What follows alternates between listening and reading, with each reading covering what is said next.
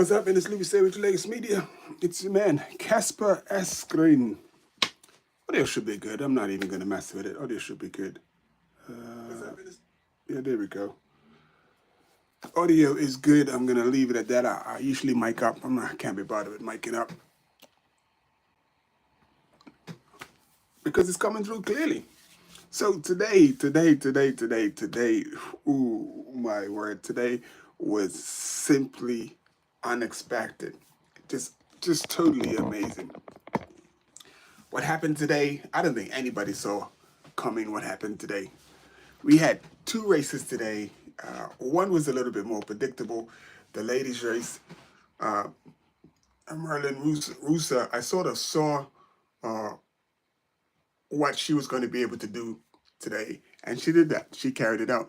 She delivered the goods today. And we're going to get into her race in a minute. But we got to talk about this man right here. This is Kasper Asgreen. He pulled off the unthinkable. If you asked any commentator or any expert, like, what do you think of what's going to happen today? And then everybody said it's just going to come down to a sprint. That's it. It's just going to come down to a sprint. And it was looking that way for the most part, like it was going to come down to a sprint. But what did happen was what was talked about was there was one of the corners that was really tight going in, dipping through the city where it was if it was dry, it would have been okay, but it was wet and it was cobbles and it was a corner. So it wasn't just a corner, but a bottlenecked into a tight corner in between two buildings. And it just, someone looks like they slid out on the painted lines first before they even got to the couples, and then slid like the painted line, like the pedestrian was just like, just before the couples. And this happened right at the front.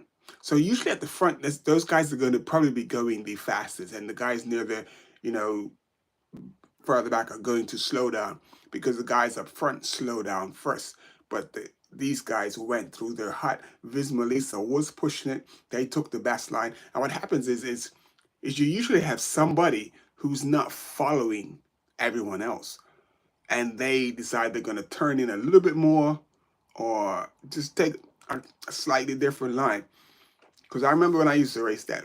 I remember one race we were racing and it was absolutely coming down in buckets. And we were going through these corners in a criterium. And when the race initially started, I was a bit on edge. I was actually scared. And as the race got on, every time we were going through the corners, no one moved left or right. Everyone held their line going through the corners. So it's like no one went, there was none of this. It was just everyone through the corner like that. And even though it was raining and even though it was slippery, everyone found the line and capped the line. And because everyone found the line and capped the line, everyone stayed upright. There was no slips in the corners. There was a couple crashes, but they weren't because of the corners. They were because just some silly moves. And they were in the straightaways as well. So this is what happened. This is what I'm pretty sure what happened today. Going into that corner, everybody's holding the line, but then you get one or two people that don't, that are within the group that decide, okay, I'm going to move in, turn the corner just a little sharper than, even if it's half a degree, just turn the corner a little sharper than everybody else. When the guy at the front is setting the tone, you follow that line, everyone goes through safe. But it's always got to be one. Always got to be one guy that turns in, and this is more than likely what happened. It was just a slippage of wheels because the surface was very slippery. And what happened? Slid out, gone, stopped 3/4 of the field. Egan Bernal went down and got caught out. But the race leader, Isaac Del Toro, actually fouled, but he fouled onto someone, but he was at the front, so he was able to just get back up because he had like a slow-mo fall. He was able to just get back up and carry on. And the group that he was it was about, I think, 4 or 5 guys, and he was able to chase back the Visma train that was just full on rolling. When I saw Isaac Del Toro had made, didn't get caught up, I was like, yes. But then you had Juan Ayuso caught out. You had Roglic caught out. Ciccone went down pretty hard. He almost didn't get back up and stop. He lost 16 minutes. So essentially that is the end of his Giro. He was in contention. And there was so much changes in today's classifications. So I believe it's Simon Yates. Because I gotta remember who rides for who, because you had Simon Yates and Adam Yates. All I know is one of the Yates brothers, like oh, they both actually gained. They both actually gained places.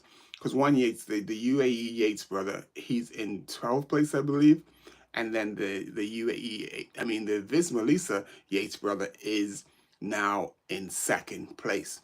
But he's a minute and 25 behind Isaac Del Toro. I don't think the Yates that rides for, let me just get it right so I can give you the correct instead of sitting here fumbling over who's what. But I believe it's Adam Yates rides for UAE. Come on, show me results. So bear with me a second. What happened there? So I'm just looking up some info. So it's McCoy. And just looking at the GC really quickly. So it's Simon Yates. Simon rides for Visma, and Simon is the one that moved up to 2nd. He moved up 2 places. He was in 4th place, moved up 2 places. Carapaz moved up 2 places. He is now in 4th place. Roglic stays in the same place, but he lost time. He's in the same place. He's still in 5th, but he lost time. They do Monte Grappa tomorrow. That's going to be a big climb, and I guarantee Monte Grappa is going to be a movie tomorrow. Derek G moved up 4 places, so he went from 10th to 6th. The Milano Chiroso moved up 4 places.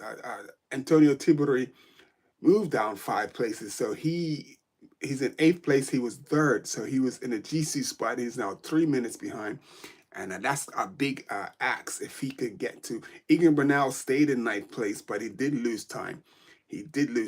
And somewhere along the line, he earned a 6-second bonus somewhere. So he's going to be munching after those bonuses from now, I'm pretty sure. And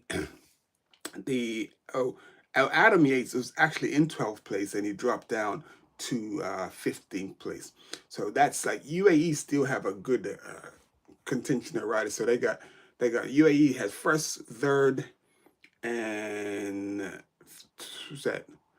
Brian McNulty in 12th, and Adam Yates in 15th. So I think they would still be the team. They would probably still be leading the team competition, I think. I can just look at the team competition, but then you have Ineos Grenadiers have 2 in there inside of that top 15. Brian Victorious have 2 in the top 15. EF Education, just the 1. Team Visma Lisa Bike has only the 1. And see, Pitcock moved up 4 places today. That was good to see. So I was happy for Pitcock, because Pitcock got a little get back, because he didn't deserve to get caught out behind in that accident on that on the Strada Bianca stage, because he could have possibly won that stage, and he got caught out. So I'm happy for Pitcock that he was able to get some time back. And today actually ended up being like it was a mountain stage. The type of time gaps that were gained and lost was flipping incredible. I mean, flipping incredible. Let's look at the teams. So like I said, UAE is leading because they have more riders closer to the front, Bahrain Victorious, than our team Visma Lisa Bike. And those teams like 22, 23. So that'll all change tomorrow. If UAE is still going to be in the lead in the team, that'll be pretty passive if they get the GC and win the team competition, because that usually doesn't go hand in hand usually. So in the youth competition now, Isaac Del Toro still leads that with Juan Ayuso in 2nd place, 126 behind. The KOM hasn't changed. Lorenzo Fortunato, he still leads that competition with a whopping 157 points. And we'll see if he's able to get any points tomorrow. So that's going to be a big ask because they're going to be going hard on Montegrappa tomorrow, going hard for sure. Patterson, he's now less than 100 points ahead of Olaf Koy because he collected no points. Olaf Koy collected some points. I believe he was second today. Olaf Koy was third. So Olaf Koy collected points, and so did Caden Groves. Caden Groves he's down in sixth and third place. So if Olaf Koy would have got the place instead of he would have got a few more points and been a bit closer. So it's still all to play for. Mads has still got a pretty big lead. I don't see him relinquishing that competition. What happened today was just so unpredictable, and it was flipping amazing what happened. So let's get into the ladies' race. The ladies, her name is Marlen Reusser, and she won today's stage. Yesterday, she was second in the stage. She got out sprinted in the stage. And if she would have won the stage yesterday, she would have went into the leader's jersey. But the girl that was riding with her went into the leader jersey because of the 10-second bonus. And I felt like she got, like, she did most of the work, but someone else got the rewards. But today she got her get back. And the climb was 7.8 kilometers to the finish today. And she just rode everybody off her wheel. She's a time trialer. What I say to people, I think, if you time trial and climbing sort of it requires the same type of mentality, because there is no coming off the gas, there is no breaks, there is nothing easy done. You got to ride that bad boy to the top, until the climb is finished. So if you, and that's what I used to do when I used to climb. I always used to try to maintain a steady pace, and and climbers don't like that, which is what Marlen Reusser did today to the climbers. They don't like that steady tempo, because what climbers do, they go boom, they do a exert, and then they sort of back off to recover, and it's like they do intervals. Whereas if you like, and I learned that from Miguel Indurain. I watched what Miguel Indurain did. He just rode a tempo which basically no one could hold. He just got on there in time trial. So basically, that's what Marlen Reusser did today. She just rode a tempo that no one could deal with, or sit with, or hang with. And when it came to the steeper part, she always turned the screw just that little bit more every time it came to a real steep section on the climb. And today's climb was brutal. I mean, it was brutal. Lato Kopaki was hanging in for a while, but when it got steep, she was out the back. You had Elisa Longo Borghini. She was hanging in for a while, but they couldn't live with Marlen Reusser today. No way, no shape or form. She was just head and shoulders above everybody else. She got a deserved win. She got lots of time, almost a minute on her nearest rival, like in the GC. And then on top of that, what bodes well for her, because she's a time trial specialist, the final stage tomorrow is a time trial. So she's pretty much, got the whole, got the GC wrapped up. And just watching her climb today was pretty amazing. That looked like it hurt. It looked painful. It was long. You can see the helicopter was absolutely showing the angles of the climb, and it looked beastly. And well done to the ladies for handling that, particularly Marlen Reusser. That was just a brutal climb. You can see some of the ladies almost coming to a stop still because the climb was so steep. And Marlen Reusser just handled the business and just took care of everything. So well done to Marlen Reusser and Motorola. Yeah, that was epic. That was good to see. Do I have it on here? Let me see if I have it on here, because I'm going to post a video. I'm going to post my video on Monday. So it's going to be these young men. So this was the winner of the Tour de Japan. Stage 1 winner, Stage 2 winner, Stage 3 winner, Stage 4 winner again. I don't got, oh yes I do got Nahum Zadeh. He's from Eritrea. So he also won the stage yesterday, which was Stage 6.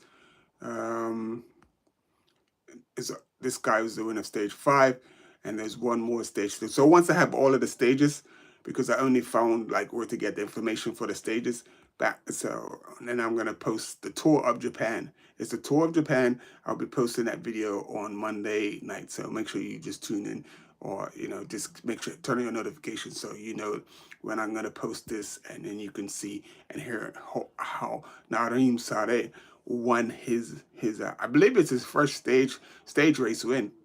It was an amazing win, and yeah, just so excited. And the crazy thing, like just a little bit about his win, he was in a group and his teammate was in the breakaway, and the group literally like whittled down to nothing.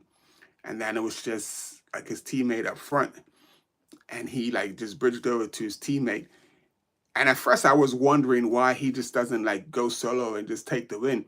But then as I look closer, I saw this because his teammate, I believe has on, it's a blue jersey. I believe it's the mountains jersey he might be, or the sprint jersey. But his teammate had on one of the classification lead jerseys. So I was thinking he was riding against another rider. But what he was actually doing was nursing his rider to the top. But he could have so easily just rode away from him, but he didn't. He nursed his rider to the top, and then with about 200 meters to go, then he just like sort of like went for it. And this was on Mount Fuji, and he was able to win on Mount Fuji. So that was pretty cool to see. But that's Nadim Zare. That's his name. He's from Eritrea. And it looks like we've got some like serious talent coming out of Eritrea. So yeah, we got a sprinter in Bini, and then we got Nahum Zare in a climber, and then he also had a couple other Eritreans that were in there as well. So anyway, it's been initially we say Richard Legs Media. I hope you enjoyed that. I hope that was informative. I'm gonna make sure you tune in on like just look for this video from all the. It's not just gonna be like talking.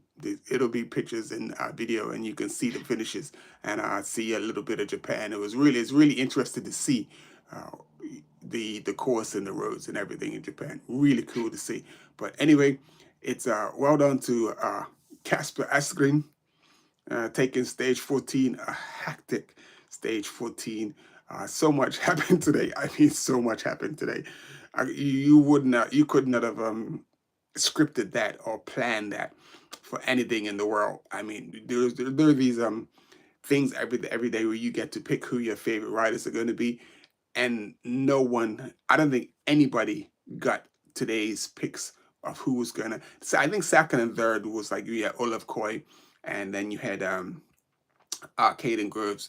Those two second and third, but the winner of the day, I don't think anybody had Kasper Green on their radar, Asgreen on their radar. Anybody. They had him on the radar for Kasper Asgreen to probably try to go for the breakaway, and he did.